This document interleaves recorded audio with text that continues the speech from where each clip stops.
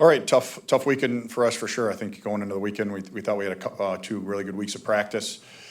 I think for our group is we haven't really hit a bump, and this is definitely a bump. And but our guys are excited about the challenge and responding. I think Friday, there's really two classic examples how you can lose hockey games, and I thought Friday too many guys with their B game, and I think that our guys know that for us to continue to be a good team, we need everyone going. We can't just rely on one guy or one person or one player. We got to play team hockey. And credit to Penn State, I thought they had a good game, and their goalie played really well. I thought there was times we beat them, but it didn't end up in the back of the net. And then the next night, some sloppy play with the puck. We passed the puck to them 3 times, and it's in the back of our net. And so I thought we played really well after that. I think you look at the shot attempts in the game, there was like 92-29, which is about as good as we've done this year. But that's another classic example of, you're talking about single elimination. You gotta take care of the puck, and we got to play our brand of hockey for a full 60, and didn't do that. And but we're excited about our group. That hasn't changed, and we got a ton of character in our room, and obviously going to play a really good Notre Dame team and a big weekend for them. Coach Jackson, one of the legends of college, not just college hockey, all of hockey. You look at what he's done. You look what he did at Lake Superior and really building that program into a national power. And he was the first coach at the U.S. national team at the time when he took over and did that. It was kind of taboo. You look what that's done for USA Hockey and coaching the NHL.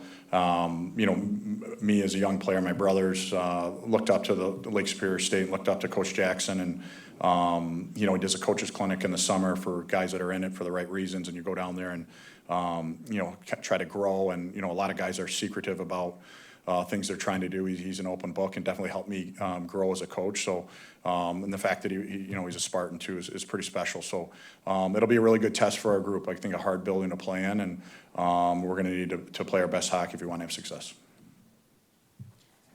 When you talk about kind of hitting a bump in the road, the shootout loss and then a loss, I'm curious what you learned from losing that you can't learn from a win. Well, I think it stings a little bit more, right? I think we've learned a lot from some wins this year too. We've had some meetings where, yes, the scoreboard said we won, but our standard's higher than the scoreboard. So our guys have done a great job of that. But I think those were two classic examples. We're not a good enough team where we can't have everyone's best. We need everyone's best every single night for us to have a chance to win hockey games.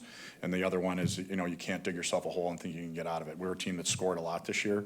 I thought our offensive pressure in the second game, but learning those lessons of, hey, you gotta value the puck. You can't chuck it around.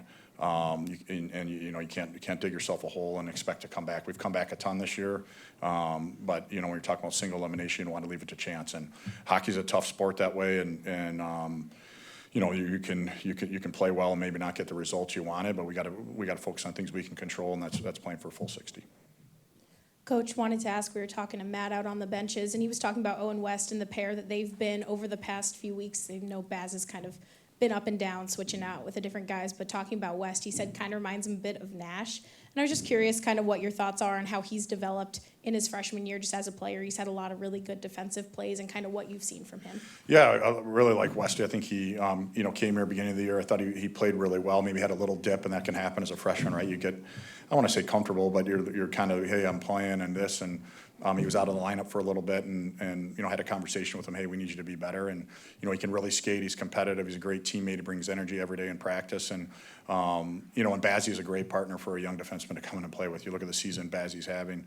I think he has the most points for a defenseman in our conference, right? So he's had a big impact, but he's big time in the penalty kill. But the two of those guys have been a really good pair for us, and we need them to be, right. I think our D core, we came into the season knowing it was going to be young, and kind of talked as a coaching staff. I really think we'll go as far as we can help our back end improve. And I think they've really improved. You look how much they've contributed, and again, we're going to need both those guys along with the rest of the D core down the stretch. You mentioned focusing on yourselves, not that you want to be trailing in the standings, but without being able to control obviously the Big Ten. Is there any sort of ability to refocus, and how you guys bounce back from what you said obviously was a bump? Yeah, I think that's been the message since we got here, 2.5, 3 years ago, right, is focus on things you can control, and we don't spend much time talking about standings and all those things are ranked.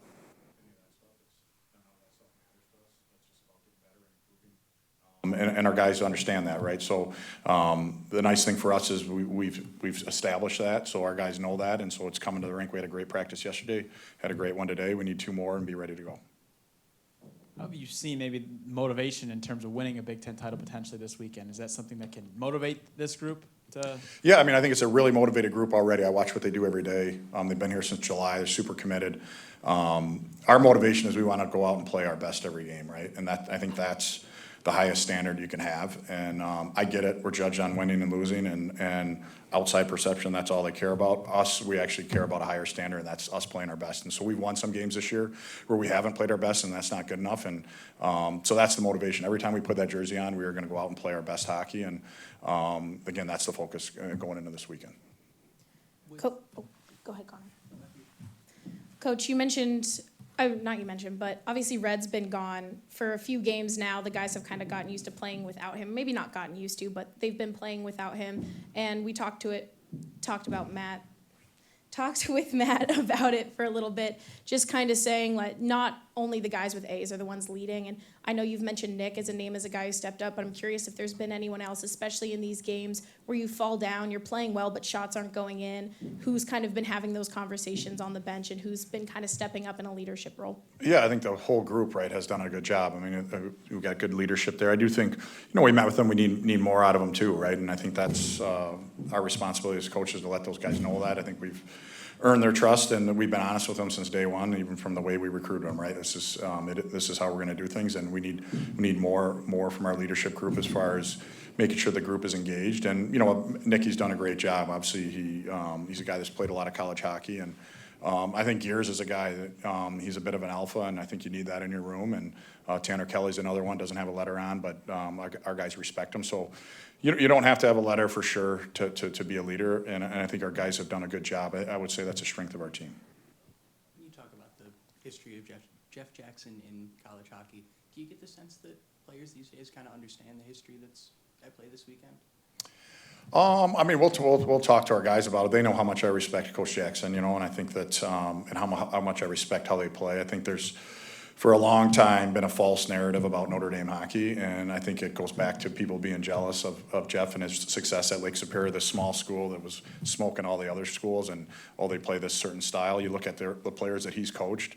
I think they play the least amount of games in the minors. They're ready to play real hockey, and I think that's a testament to how he's done things. And I think Jeff's another guy that's he's not an Instagram coach. He just coaches because he loves coaching hockey. And you look at the impact he's had on the number of hockey players and that are now have jobs or playing pro hockey or working outside of hockey, whatever it is, and the respect those guys all have for him. So our guys know how I feel about Jeff and the job his staff does, and their team's gonna be ready to go, right? I mean, I think their players really respect Jeff too and understand that. So it'll be a great test.